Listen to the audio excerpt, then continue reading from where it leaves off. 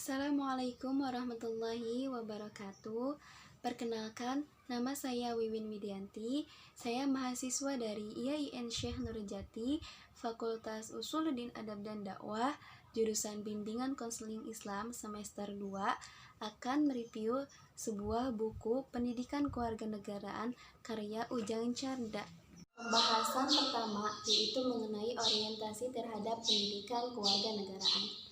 Sesuai dengan Undang-Undang Nomor 2 Tahun 1989 tentang Sistem Pendidikan Nasional, dalam kurikulum pendidikan tinggi telah ditetapkan adanya mata kuliah kewarganegaraan sebagai salah satu komponen dari kelompok mata kuliah umum.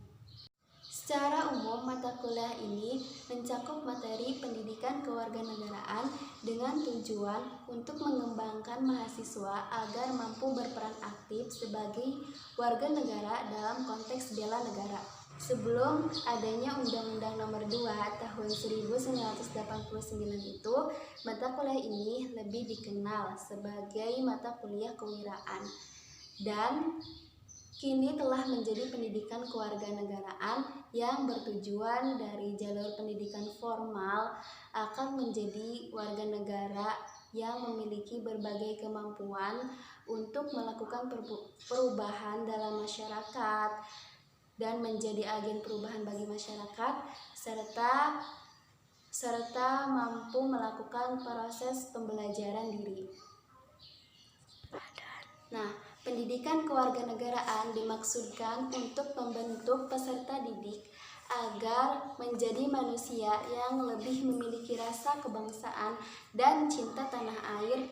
Nah, pembahasan yang kedua yaitu tentang memahami identitas nasional sebagai karakter bangsa Indonesia. Perlu kita ketahui bahwa identitas nasional secara terminologi adalah suatu ciri yang dimiliki oleh suatu bangsa yang secara filosofis membedakan antara bangsa tersebut dengan bangsa yang lain. Menurut Abidin, identitas nasional dapat diartikan sebagai jati diri nasional atau kepribadian nasional. Identitas bangsa yang satu dengan yang lain tentu berbeda.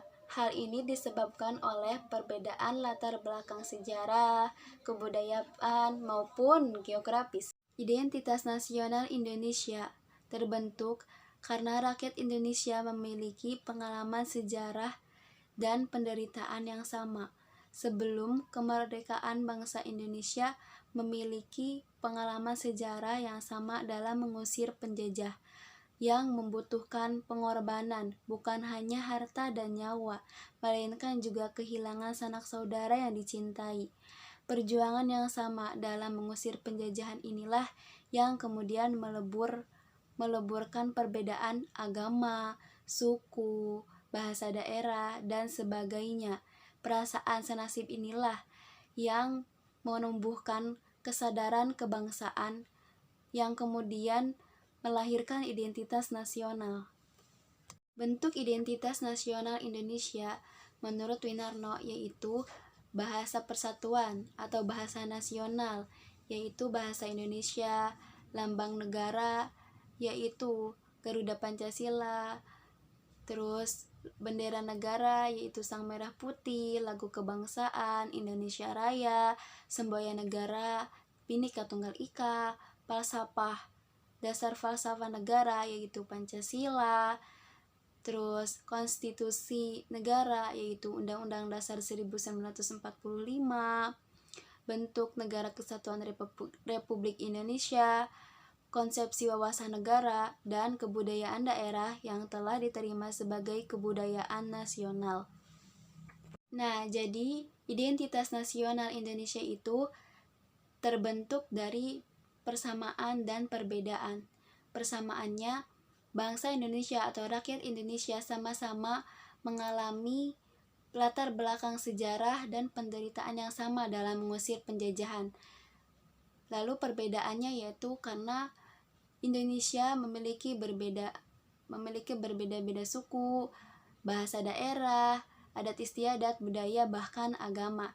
Namun, biarkan perbedaan itu tetap ada karena itu adalah sebuah keunikan dari daerah-daerah yang ada di Indonesia. Tetapi Indonesia juga tetap mempunyai semboyan negara, yaitu Bhinneka Tunggal Ika. Berbeda-beda tetapi satu tujuan, yaitu untuk mencapai tujuan bangsa Indonesia yang tertera dalam pembukaan Undang-Undang Dasar 1945. Penjelasan selanjutnya yaitu tentang Pancasila sebagai ideologi bangsa dan negara. Istilah ideologi berasal dari kata idea yang berarti gagasan, konsep, pengertian dasar, cita-cita, dan logos yang berarti ilmu. Secara harfiah berarti ilmu tentang pengertian dasar, ide, atau cita-cita. Cita-cita yang dimaksudkan adalah cita-cita yang tetap sifatnya yang harus dicapai, sehingga sekaligus cita-cita itu menjadi sebuah dasar pandangan atau paham. Nah, ideologi yang semula berarti gagasan, konsep, cita-cita, atau ide, kemudian berkembang menjadi suatu paham mengenai seperangkat nilai atau pemikiran oleh seseorang atau sekelompok orang yang menjadi suatu pegangan hidup. Fungsi Pancasila sebagai ideologi bangsa dan negara yaitu memperkokoh bangsa, mengarahkan bangsa Indonesia menuju tujuannya, mengembangkan identitas bangsa, serta menjadi standar nilai untuk melakukan kritiknya yaitu tentang negara. Definisi negara dikemukakan oleh Van Wijk yaitu sebagai suatu masyarakat politik yang diorganisasikan secara tetap yang menduduki suatu daerah tertentu dan hidup dalam batas-batas daerah tersebut bebas dari negara lain sehingga dapat bertindak sebagai badan yang merdeka di muka bumi. Nah, unsur dari negara yaitu adanya rakyat, wilayah, pemerintahan yang berdaulat, serta de facto dan de jure yaitu pengakuan hukum internasional. Nah, tujuan negara tercantum dalam alinea keempat Undang-Undang Dasar 1945 yaitu melindungi segenap bangsa Indonesia dan seluruh tumpah darah Indonesia dan untuk memajukan kesejahteraan umum, mencerdaskan kehidupan bangsa, dan ikut melaksanakan ketertiban dunia yang berdasarkan kemerdekaan, perdamaian abadi, dan keadilan sosial bagi seluruh rakyat Indonesia. Pembahasan selanjutnya yaitu tentang konstitusi. Konstitusi berasal dari kata constituer dalam bahasa Prancis yang berarti membentuk. Maksudnya untuk pembentukan suatu negara. Dalam perkembangannya, istilah konstitusi mempunyai dua pengertian, yaitu pengertian luas dan pengertian sempit. Pengertian luas, konstitusi adalah keseluruhan dari ketentuan-ketentuan dasar atau hukum dasar. Pengertian sempit, konstitusi berarti piagam dasar atau undang-undang dasar, yaitu suatu dokumen lengkap mengenai peraturan-peraturan dasar negara. Macam-macam konstitusi. Menurut C.F. Strong, konstitusi terdiri dari konstitusi tertulis adalah aturan-aturan pokok dasar negara, pembangunan negara, dan tata negara. Demikian juga aturan dasar lainnya yang mengatur peri kehidupan suatu bangsa di dalam persekutuan hukum negara. Konstitusi tidak tertulis atau konvensi adalah berupa kebiasaan ketatanegaraan yang sering timbul. Tujuan konstitusi. Tujuan konstitusi yaitu memberikan pembatasan sekaligus pengawasan terhadap kekuasaan politik, melepaskan kontrol kekuasaan dari penguasa, dan memberikan batasan-batasan ketetapan bagi para penguasa dalam menjalankan kekuasaannya. Selanjutnya adalah HAM, Hak Asasi Manusia. Pengertian hak asasi manusia adalah hak yang melekat pada diri individu manusia yang bersifat kodrat dan fundamental sebagai suatu anugerah Tuhan yang harus dihormati, dijaga, dilindungi oleh setiap individu, masyarakat, dan negara. Tentang HAM. Pertama, HAM tidak perlu diberikan, dibeli, ataupun diwarisi. HAM adalah bagian dari manusia secara otomatis.